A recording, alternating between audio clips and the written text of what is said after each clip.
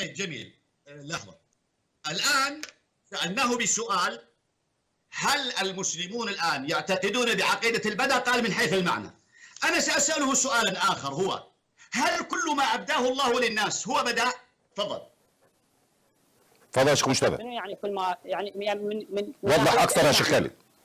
يعني الناس ولدوا كما قال الله عز وجل: والله أخرجكم من بطون أمهاتكم لا تعلمون شيئا، ثم أعلمهم الله وأبدى لهم أشياء ما كانوا يعلمونها. سؤال: هل كل ما أظهره الله للناس هو بدأ لله؟ إذا هو أخفاه لحكمة ثم أبداه هذا هو البداء. يا أيها الشخص، أنت قلت قبل قليل: كل ما أظهره الله للناس فهو بدأ، صح ولا لا؟ البدأ هو ما أظهره الله للناس.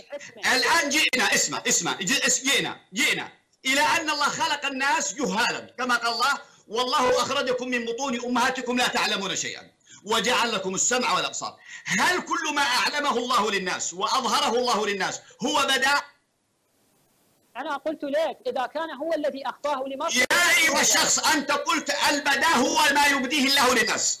أنا سألتك سؤالا: هل كل ما أبداه الله للناس هو بدأ؟ جاوبتك إذا كان هو الذي أخفاه لحكمة ثم أظهره بدأ. يا أخي أنت جئت إلى المعنى اللغوي، قلت ليس بالمعنى اللغوي وإنما بمعنى الإظهار للناس. قلنا طيب سؤال: الله خلق الناس جهال ثم أظهر لهم أشياء، هل ما أظهره الله للناس بعد أن كانوا جهالا به هل يسمى بدأ ونقول بدأ لله؟ إذا كان هو الذي أخفاه لمصلحة ثم أظهره إذا كان ويكون وما كان. يا أخي هل يسمى بدأ يا شيخ مجتبى ولا لا؟ أستاذ حسام المسألة فيها تفصيل، هو ما يريد لا شنو هذا؟ يا شيخ حسام، هم يريدون عقيدة لا هي موافقة لكلام الله ولا موافقة للغة العربية، يريدون أن يفصلوا عقيدة لا يعرفها إلا هم داخل الحوزة العلمية، لا يعرفها العرب ولا لغة العرب ولا شيء. سؤال: الله عندنا القرآن الكريم الله يقول: والله أخرجكم من بطون أمهاتكم لا تعلمون شيئا. سؤال: هل ما أظهره الله للناس هو يقال بدأ لله فيه؟ تفضل يا شيخ مجتبى. بعض الأمور هو يعلمها للناس ما أخفاها لمصلحة. يا أيها الشخص، أنت فسرت البدء لله بمعنى أن يظهر للناس.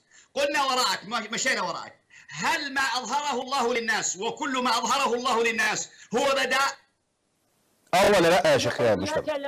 لا. طيب هم يا أيها الشيخ، يا أيها الجماهير، الشيعة ليسوا فاهمين للبدء ما هو، لا هم فاهمين للبدء في اللغة العربية ولا هم فاهمين للبدء في القرآن ولا فاهمين للبدء. سؤال: أنت قلت البدء هو الإظهار للناس، قلت ولا ما قلت؟ سؤال. الإظهار للناس بعد أن كان هو أخفاه لمصلحة. طيب نحن أتينا لك بآية قرآنية: كان الناس جهال ثم أظهره الله سبحانه وتعالى لهم. هل الآن هذا يسمى بداء؟ أحيانا يعلم. طب اتفضل